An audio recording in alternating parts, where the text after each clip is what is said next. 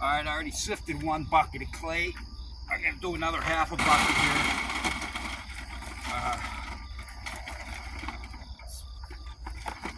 Seems like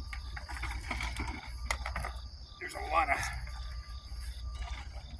lot of rocks in this clay, in this part of the country. I guess maybe everywhere. I don't know, but you have to, a good bit of it is, there's also, you're going to get some organic matter, you know, topsoil. I don't know how that calculates into the equation of the mix and how hard it'll get, but you can't really get away from it. You can't separate it, but this is pretty much, I got this red clay here from the hillside, and I'm just gonna see, like, these big pieces just fall apart. There's different ways of doing it. You can throw it in a bucket and sledgehammer it like this. That's one way of doing it, or if it's not too hard, you can just kind of sift it by hand.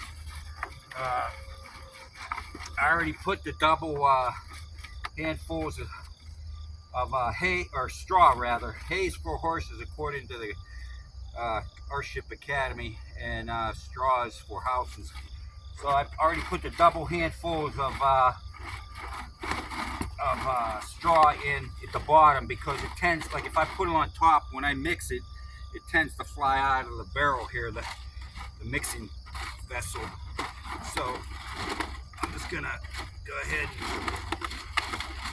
and the more as you go, like these things just break apart. I don't know, you could just sit here and play with this for a long time, but it's better just to dig out more on the hill and just get what you need. And all the rocks I just throw on the side of the structure, because I'm using wood chips, which is experimental in my case, because I can get all the wood chips I want for free. So there you go. You got your double handfuls of straw. You got your bucket and a half of sifted clay. I'm going to throw in some sand.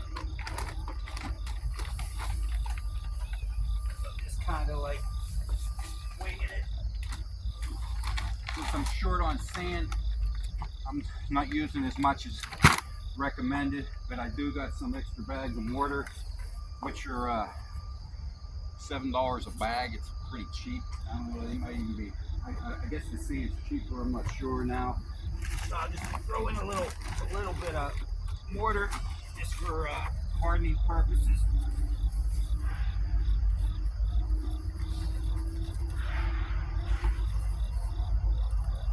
Then top off with your bucket and a half, a bucket of water.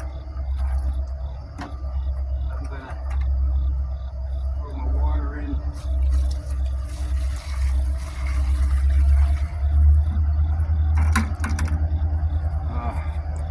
I got my drill over here.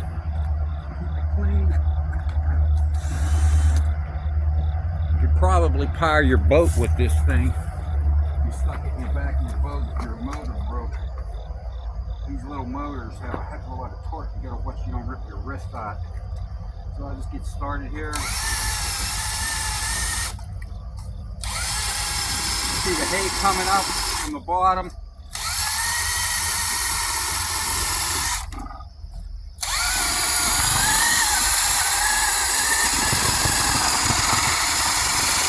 Surprisingly, the mortar, the adobe rather, this is adobe, doesn't seem to need as much water as straight mortar for when you're doing like glass block or any kind of bonding on a block, cement block or a glass block.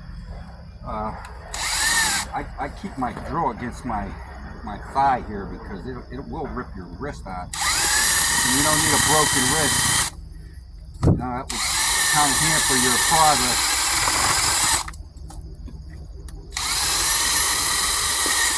Like I said, at the Greater World, they have mixing machines. They set up their solar array and they hook it right into plugs, so you can